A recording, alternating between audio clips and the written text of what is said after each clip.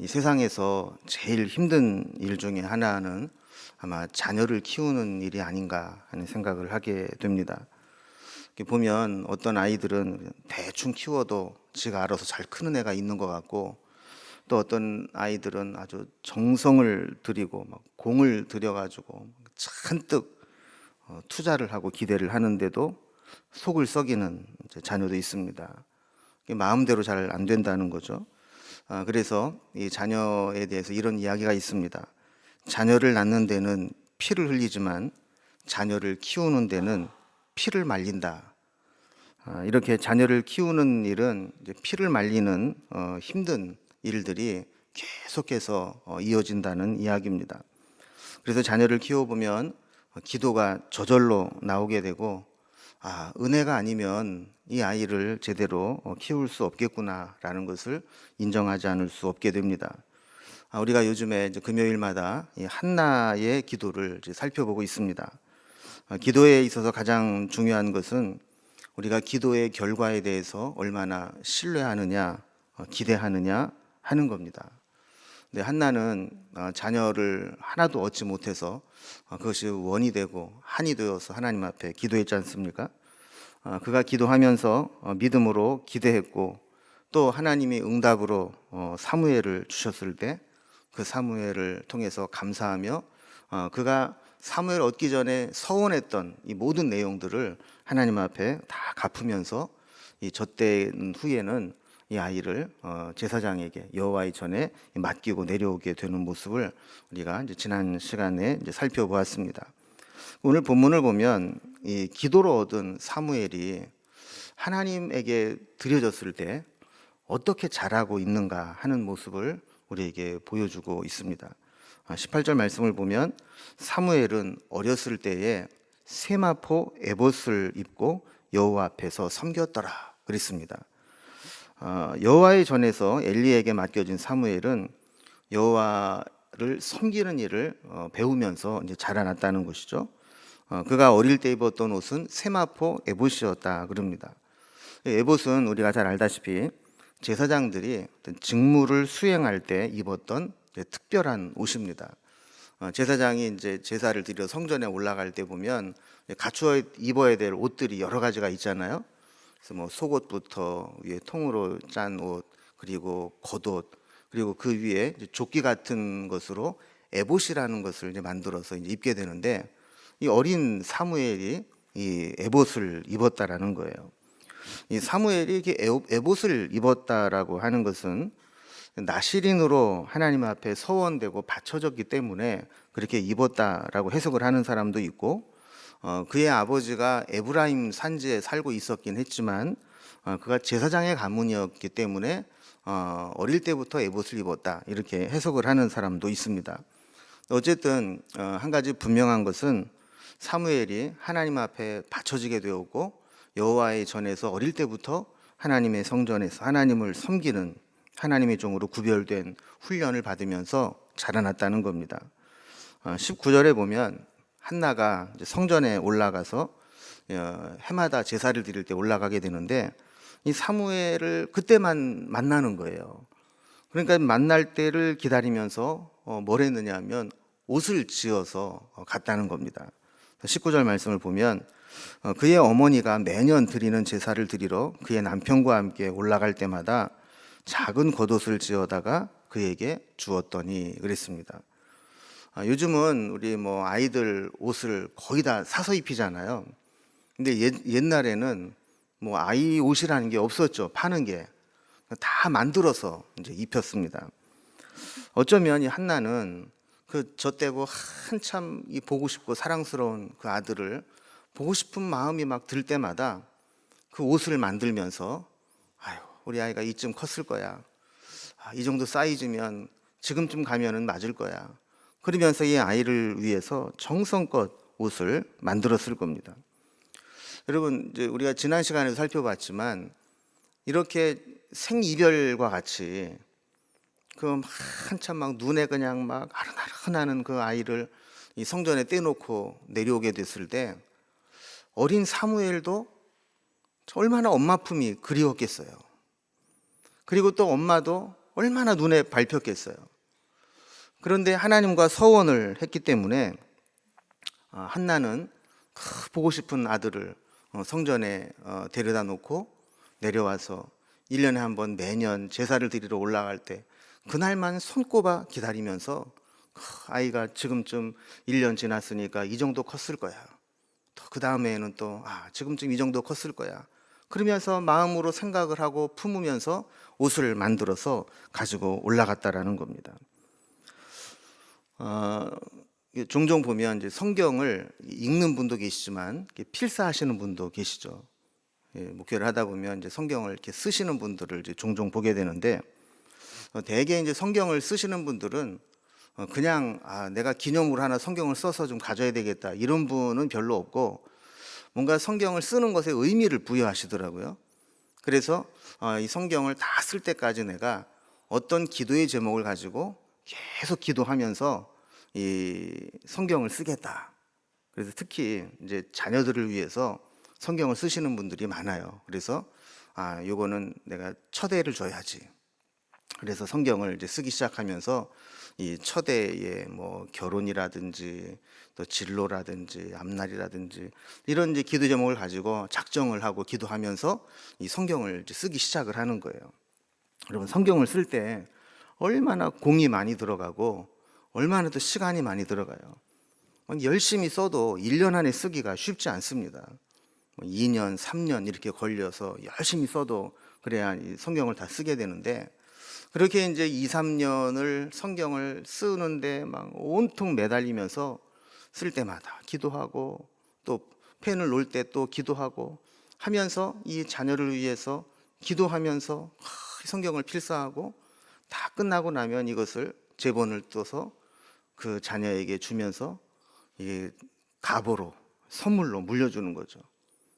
이 성경은 엄마가 아빠가 너를 기억하면서 너를 위해서 이런 기도 제목을 가지고 기도하면서 이렇게 오랜 시간 동안 기도로 쓴 책이야. 이러면서 이제 물려주곤 했다고요. 어떻게 보면 이 한나도 이 사무엘을 자주 볼 수는 없었기 때문에 매년 제사를 드리러 올라갈 때 그때 겨우 보게 되는데, 그 옷을 만들고 또 만들어 놓고 기다리면서 그 옷을 만지면서 한나가 얼마나 기도를 했겠어요. 이 사무엘을 위해서 기도하고 또 기도하고 옷을 만지고 기도하고 붙잡고 기도하고 끌어안고 기도하고 또 옆에다 놓고 자면서 기도하고, 그냥 이 사무엘을 만날 때만 생각하면서 열심히 기도하고 기다렸다가 이 사무엘을 만나러 갈 때 이거를 가지고 가서 이제 전해주곤 했다는 거죠.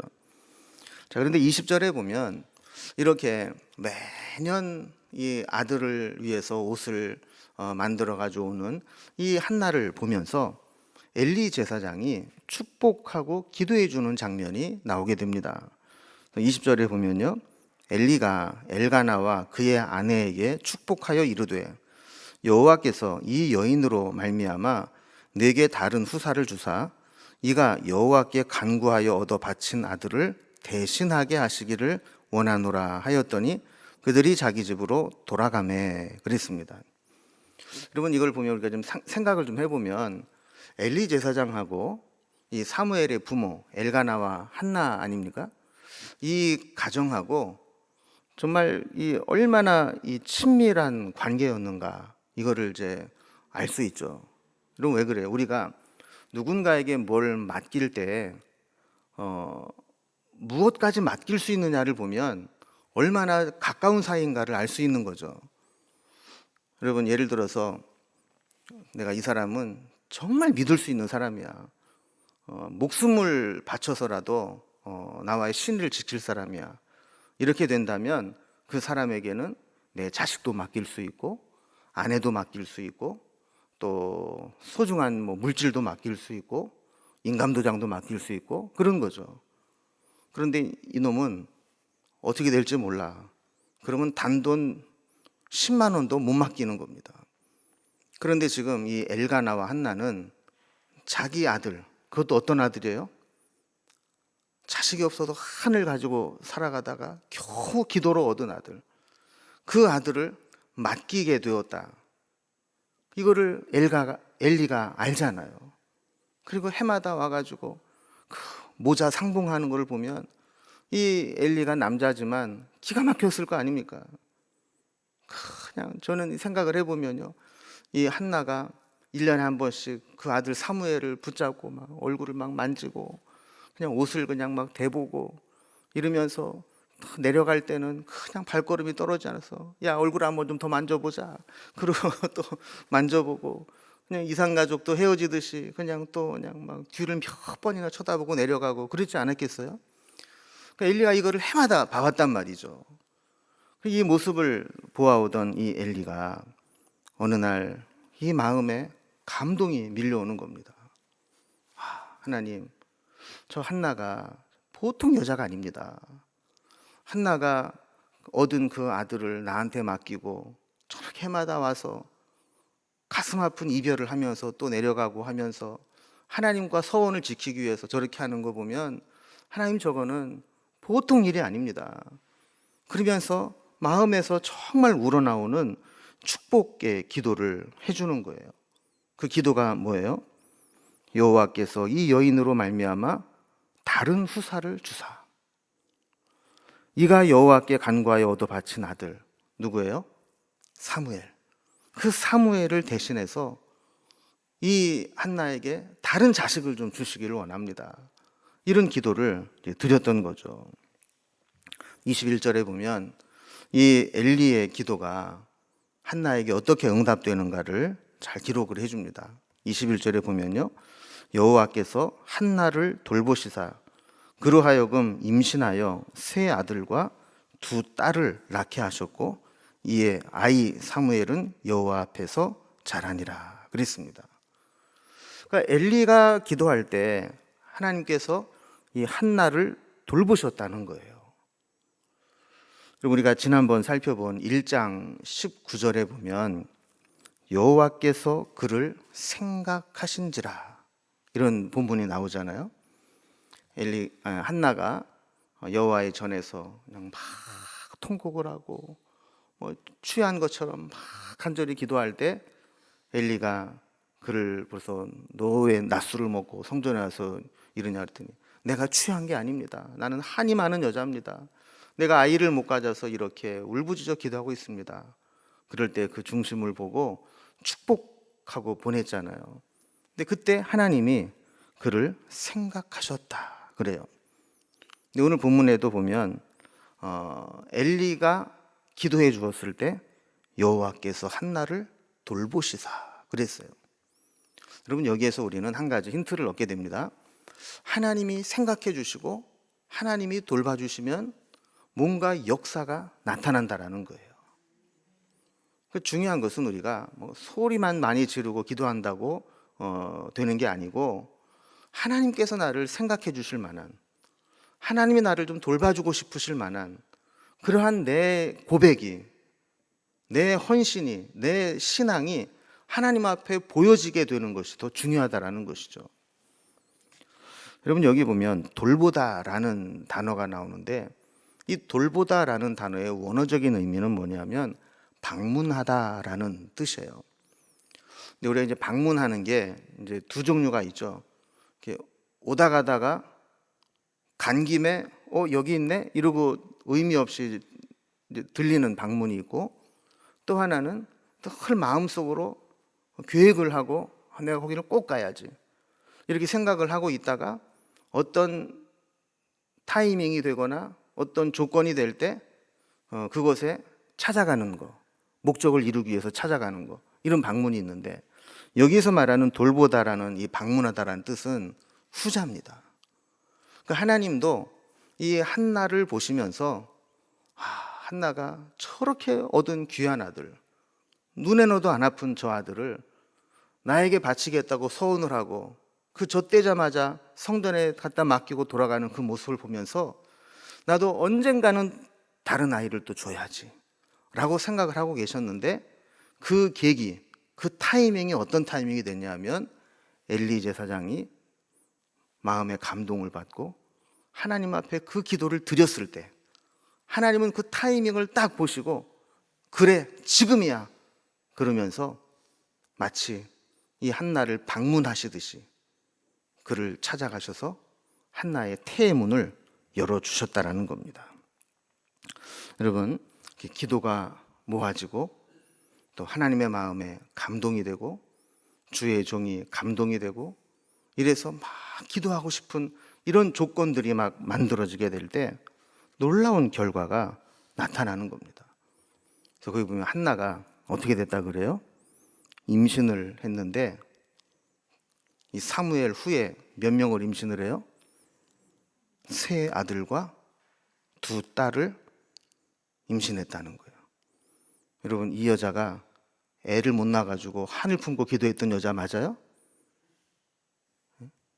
그렇게 태문이 열리지 않아서 애가 안 생겨서 그렇게 마음에 격동을 하고 그 분노를 품지 못하고 막 그렇게 살고 있었던 이 여자가 하나님이 돌봐주시니까 애 5을 낳는 거예요. 별이 5개가 아니라 애가 5명이 생기는 거예요. 이걸 보면 어떻게 이 여인이 애를 한 명도 못 낳아서 괴로워했던 여인인가, 똑같은 여인인가 이렇게 싶을 정도로 하나님이 그 길을 열어주시면 우리가 상상하지 못하는 그런 역사가 나타나게 된다라는 겁니다. 21절 뒷부분에 보면 아이 사무엘은 여호와 앞에서 자라니라 그랬습니다. 여러분, 아이는 우리가 일반적으로 생각할 때는 엄마가 품고 충분한 사랑을 줄 때 아이가 잘 자란다고 생각을 합니다.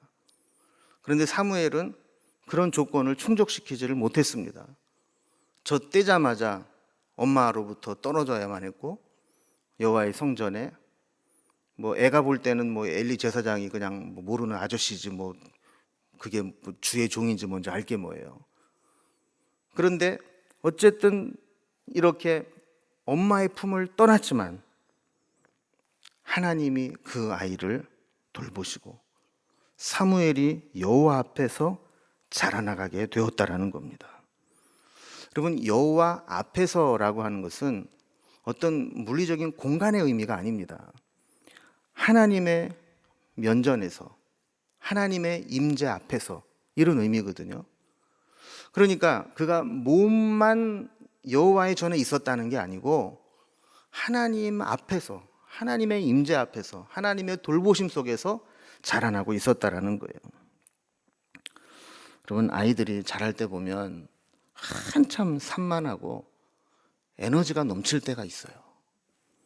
이때는 부모가 말려도 소용이 없고 지도 혼나고 매맞으면서도 자기도 자기가 어떻게 안 되는 그런 시기가 있어요. 말도 징글징글하게 안 듣고. 그런데 이런 시기에 여호와 앞에서 하나님을 섬기며 자라날 수 있다는 것은 우연이 되는 게 아니고 성경에 기록은 안 되어 있지만 아마도 아까 제가 말씀드린 것처럼 집에서 그 옷을 만들면서 그 사무엘을 위해서 눈물로 기도했던 엄마 한나의 기도가 있었기 때문에 가능한 것이었을 겁니다. 성경을 좀 건너뛰어서 26절을 보면 사무엘의 성장 과정을 이렇게 정리를 해줍니다. 아이 사무엘이 점점 자라매 여호와와 사람들에게 은총을 더욱 받더라. 여러분, 이 말씀을 보면 누구랑 좀 비슷한 것 같아요? 무슨 스님 자라날 때랑 비슷한 것 같아요? 예수님 자라날 때랑 비슷하죠. 누가복음 2장 40절에 보면 예수님의 성장 과정을 이렇게 설명합니다. 아이가 자라며 강하여지고 지혜가 충만하며 하나님의 은혜가 그의 위에 있더라 그랬어요. 예수님도 성장 과정을 거치실 때 자라고 강하여지고 지혜가 충만하고 하나님의 은혜가 그 위에 있었다. 사무엘도 점점 자라가며 여호와와 사람들에게 은총을 더욱 받아갔다. 여러분, 우리에게 정말 중요한 것은 얘를 좋은 학원에 보내고 좋은 선생님을 만나게 하고 뭐 이런 것도 물론 필요할 수 있겠지만 하나님 앞에 은총을 입는 거, 또 사람들에게 은총을 입는 거, 이게 참 중요한 겁니다. 그리고 아무리 똑똑하면 뭐예요? 국민 밉상이 돼가지고 그냥 보는 사람마다 꼴 보기 싫다고 그러고, 그럼 뭘 하겠어요? 또 사람들에게는 뭐 처세가 좋아서 인기가 많아도 하나님이 은혜를 안 주시면 그 사람 또 뭐가 되겠어요? 우리가 기도하는 사람, 하나님이 키워주시는 사람은 이렇게 여호와와 사람 앞에 은혜를 입고 여호와의 은총 가운데 살아가게 되는 겁니다. 자, 그런데 오늘 본문 22절에서 25절을 보면 이 사무엘에 대한 이야기 사이에 엘리와 그의 아들들에 대한 기사가 이 중간에 삽입되어 있는 것을 보게 됩니다. 그 사무엘의 모습을 우리가 살펴보면 막 은혜가 충만해져요. 우리 가정도 이랬으면, 우리 애도 이랬으면, 막 이런 마음이 막 충만해져요. 그런데 엘리와 그의 아들들을 보면 답답해요. 주의 종의 집안에 아이들이 악행을 행하고, 심지어 아버지 엘리가 책망을 해도 듣지를 않아요.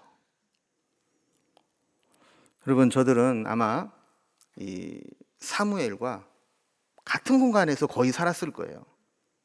그죠? 엘리가 키우면서 뭐 남의 자식 받아서 키우긴 하는데 너는 내 친아들 아니니까 따로 살아, 이러진 않았을 거 아니에요, 그 어린애를. 그러니까 그 아들들과 같이 아마 키웠을 것이고, 사무엘도 그 아이 유아용 에봇을 입고 이 새끼종으로서 이 엘리 선지자를 잘 서빙하면서 이렇게 잘 성전에서 같은 공간에서 있었을 거 아닙니까? 엘리의 자식들 홈니와 비느하스하고. 그 중요한 거는 뭐냐면 내가 물리적으로 어떤 공간에 있느냐, 이게 중요한 게 아니라는 거예요. 엘리의 아들들도 여호와의 전에서 엘리 선지자 밑에서 제사장의 직무를 감당했고, 사무엘도 여호와의 전에서 엘리 밑에서 엘리를 섬기면서 하나님의 사명을 감당했죠. 그러니까 공간적으로 보면 사무엘이나 엘리의 아들들이나 거의 같은 공간에 살았다고 봐도 돼요. 그런데 중요한 거는 뭐냐면 그가 정말 믿음으로 키웠고 여호와 앞에서 자라났느냐, 아니면 지멋대로 크고 있느냐, 이게 이런 엄청난 차이를 가져오고 있다라는 것이죠. 사무엘상 2장을 보면 의도적으로 성경이 엘리의 아들들과 사무엘을 계속 교차해서 비교하면서 설명하는 것을 보게 돼요. 그래서 2장 12절에서 17절까지는 엘리의 아들들이 얼마나 행실이 악했는가, 이 부분을 이야기하고, 이어서 18절에서 21절까지는 사무엘이 어떻게 성장하고 있는가, 이것을 기록하고 있고, 또 이어서 22절에서 25절까지 보면 엘리의 자식들이 또 얼마나 완악해져서 아빠의 책망도 듣지 않고 계속해서 악행을 행하고 하나님이 포기하시는가. 그리고 맨 뒤에 26절에서는 다시 사무엘이 어떻게 준비되어져 가고 있는가, 이 부분들을 계속 교차해서 비교를 하면서 보여주는 거예요. 성경은 이렇게 우리에게 두 가정의 자녀들을 계속해서 비교해 주면서 믿음으로 자란 가정, 믿음으로 자란 아이가 어떻게 다른가 하는 거예요. 근데 이 본문을 잘 보면 엘리의 가정에서 한 가지 너무너무 아쉬운 장면이 나와요. 그게 뭐냐면 엘리의 아들 홈니와 비느하스가 그렇게 악행을 행하고 해서는 안 될 일들을 골라서 하는데 아버지 엘리가 이 아들을 위해서 기도했다는 내용이 단 한 번도 안 나와요. 여러분, 우리가 자녀를 키울 때 기도로 키우는 것이 아무것도 아닌 것 같아도 성경이 우리에게 무언으로 보여주고 있는 메시지는 보라는 거예요. 사무엘은 그 엄마 한나가 사무엘을 얻기 위해서 기도했고, 사무엘을 낳고 난 후에도 기도했고, 젖을 떼자마자 기도한 대로 서원을 갚기 위해서 기도한 것을 실천으로 옮겼고, 사무엘을 성전에 데려다 놓고 보고 싶은 마음이 있을 때마다 옷을 만들면서 계속해서 기도해 왔고, 이런 사무엘은 시간이 가면 갈수록 하나님 앞에서 귀한 하나님의 종으로 준비되어져 가고 훈련되어져 가고 만들어져 가는 모습이 앞으로 계속 나타나게 됩니다. 그런데 태어날 때는 당시에 대제사장이었던 엘리의 아들로 태어나서 늘 여호와의 성막 옆에서 자라나고 아버지의 뒤를 이어서 제사장의 직무를 감당하면서도 기도 없이 키운 아들, 믿음으로 후원하지 못한 아들, 이 아들은 지 멋대로 악한 행실을 두려워하지 않고 행하는 모습들을 우리에게 보여주고 있다는 겁니다. 이렇게 기도는 지금 당장 보기에는 아무 차이가 없는 것처럼 보일지 몰라도 결국에는 엄청난 차이를 가져오게 된다는 것을 우리에게 보여주고 있습니다. 여러분, 이건 비단 자녀 교육만의 문제가 아닙니다. 우리의 인생을 계획하고 우리의 삶을 살아감에 있어서 정말 기도로 준비하고 기도로 시작하고 기도로 하나님과 동행하며 살아가는 것과 좋은 조건과 좋은 스펙을 가지고 시작을 했지만 기도하지 않고 행하는 것과는 마지막 이렇게 달라질 수 있다는 겁니다.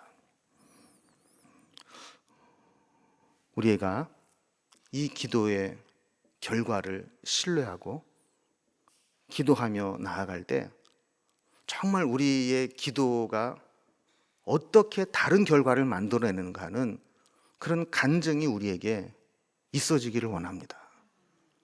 세상적으로 보면 조금 스펙이 떨어질 수 있고 조금 부족한 게 있어 보일지 모르지만 우리가 하나님 앞에 이렇게 전심으로 기도하는 삶을 살아가고 기도로 매달리고 기도로 하나님과 함께 살아가게 될 때 우리 속에 어떤 변화들이 일어나는가, 이게 우리의 간증이 되었으면 좋겠습니다.